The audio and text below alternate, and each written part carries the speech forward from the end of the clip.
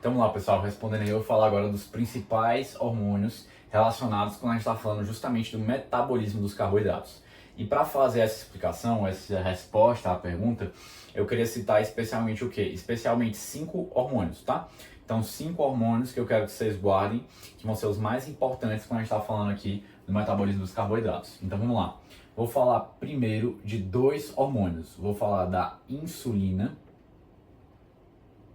e do glucagon.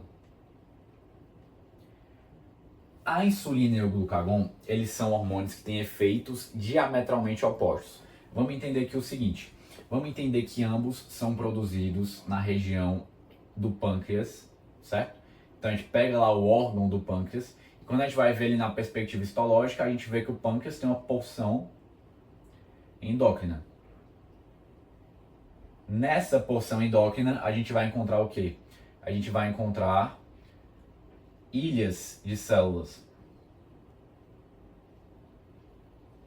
Graças a um cara que descobriu, chamado Langerhans, né? Essas ilhotas também podem ser chamadas, elas chamam-se ilhotas de Langerhans. Também pode ser chamada de ilhotas pancreáticas. Nessas ilhotas a gente vai encontrar 2 tipos celulares, as células alfa e as células beta. Essas, por sua vez, cada uma vai produzir ou insulina ou glucagon. Como é que eu gosto de usar para lembrar? Eu sempre lembro, é só pensar que tem uma amiga chamada Gabi, eu gosto de usar esse mnemônico para lembrar. Então, o glucagon é produzido pelas células alfa e as células beta produzem a insulina. Então, as células alfa vão produzir o glucagon e as células beta, insulina. Lembrem da Gabi aí, que a Gabi vai ajudar vocês a lembrarem. A Gabi é o mnemônico. Então, tudo bem. Então, só para citar aonde esses hormônios, melhor dizendo, onde esses hormônios são produzidos e quais são os tipos celulares que produzem cada um deles. Células alfa produzem o glucagon, células beta produzem a insulina, certo? Então, vamos lá. A insulina, eu vou comentar um pouquinho mais detalhadamente depois, mas já adianto que a insulina tem o papel de promover o quê? Um aumento da glicogênese, isto é, um aumento da formação de glicogênio, especialmente quando a gente está falando ali do fígado. Em outros locais, sim, mas especialmente o fígado produz esse aumento da glicogênese. Também uma redução da glicogenólise, porque eu não estou querendo transformar ali o carboidrato mais disponível, quebrar ali a glicogênese, esse polímero de glicose, para transformar o carboidrato de uma forma mais disponível. Mas não, eu quero reduzir isso daqui, porque eu quero, neste momento, a ação da insulina é de quê? De aumentar a presença do glicogênio, de aumentar ali a glicose na sua forma de polímero, na forma armazenada. E além disso, a insulina também vai fazer o quê? Vai reduzir a gliconeogênese.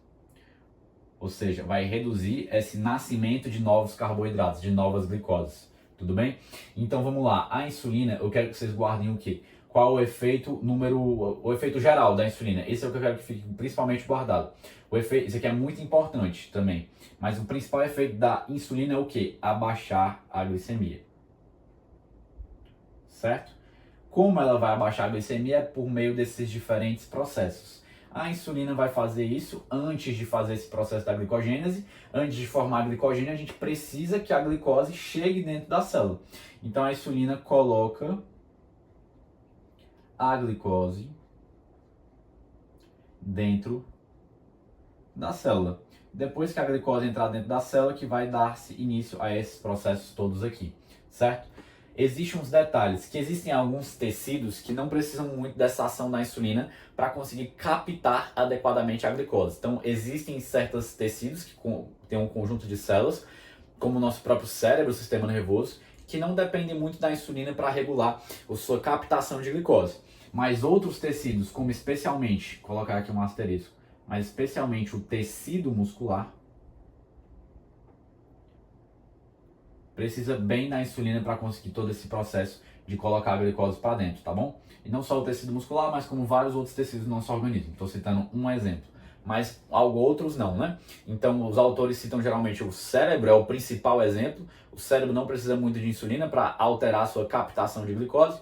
E também alguns outros exemplos que os autores citam, a nossa própria retina, as células germinativas, quando a gente está falando do ovário das mulheres. Então elas também não precisam muito da insulina para regular essa captação de glicose. Mas a insulina nos demais tecidos do corpo, que não essas exceções que eu falei, é muito importante para conseguir aumentar a captação de glicose, que seria justamente colocar a glicose dentro da célula. Então, como a insulina vai fazer isso? Vai ser estimulando determinadas enzimas que estão presentes nesse processo. Então, a insulina não vai fazer a glicogênese diretamente, mas ela vai regular e estimular de maneira muito importante esse processo da glicogênese, que é a formação de glicogênio, da glicogenólise, que é a quebra do glicogênio, e da gliconeogênese, que é o nascimento de novas glicoses a partir de precursores, especialmente quais, revisando, aminoácidos e o glicerol. Certo, feito esse apanhadão aqui da insulina, falar agora um pouquinho do glucagon. O glucagon é um hormônio que tem como efeitos principais dois efeitos: aumentar a glicogenólise e aumentar a gliconeogênese. Então lembram que eu falei aqui? Insulina, o efeito geral, o princípio geral é baixar a glicemia, o efeito do hormônio insulina. No glucagon, como o glucagon tem um efeito oposto ao da insulina, então o princípio geral, quando a gente está falando da ação do glucagon, é aumentar a glicemia. Como o glucagon vai aumentar a glicemia? Aumentando a quebra de glicogênio, ou seja, aumentando a glicogenólise e aumentando a formação de novas glicoses a partir desses precursores aqui, chamado do processo de gliconeogênese.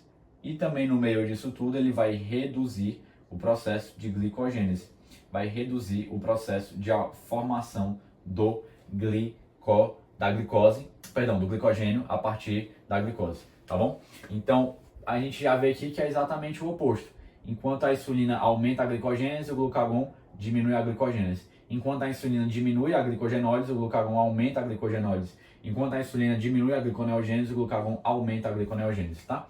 Então vemos que eles têm efeitos opostos e, consequentemente, o efeito geral de ambos são opostos. Então, enquanto a insulina diminui a glicemia, o glucagon aumenta a glicemia. Então, dito isso da insulina, dito isso do glucagon, vamos agora falar o quê? Falar um pouquinho dos outros três principais hormônios. Então lembra que eu falei, vocês usam a mão para lembrar. Então quando eu estou falando do metabolismo dos carboidratos, lembra da mão que tem 5 dedos, são 5 principais hormônios, tudo bem?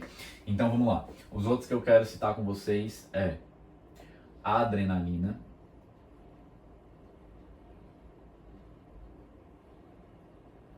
incretinas,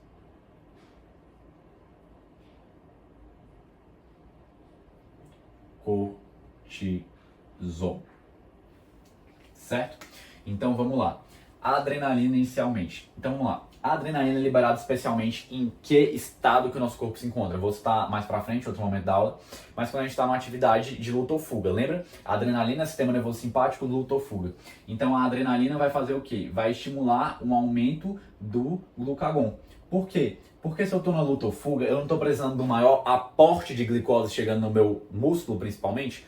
Então eu preciso que a glicemia aumente para eu ter mais substrato para produzir energia, para produzir ATP. Então isso vai ser mediado especialmente pela adrenalina, que vai dar um start ali para o nosso pâncreas produzir mais glucagon e consequentemente o glucagon fazer os seus processos e aumentar a nossa glicemia, aumentar a quantidade de glicose no sangue, certo? E além da adrenalina em si, desse hormônio em si, a gente também vale citar que o próprio sistema nervoso autônomo simpático manda fibras ali para um determinado local. Que local, Pedro? Para o pâncreas. O pâncreas, mais precisamente, para as ilhotas de Langerhans. Então aqui chegam fibras nervosas simpáticas e essas fibras nervosas simpáticas relacionadas com o sistema nervoso simpático, luta ou fuga, consequentemente também estimulam aqui as ilhotas diretamente a produzir o quê? A produzir mais glucagon.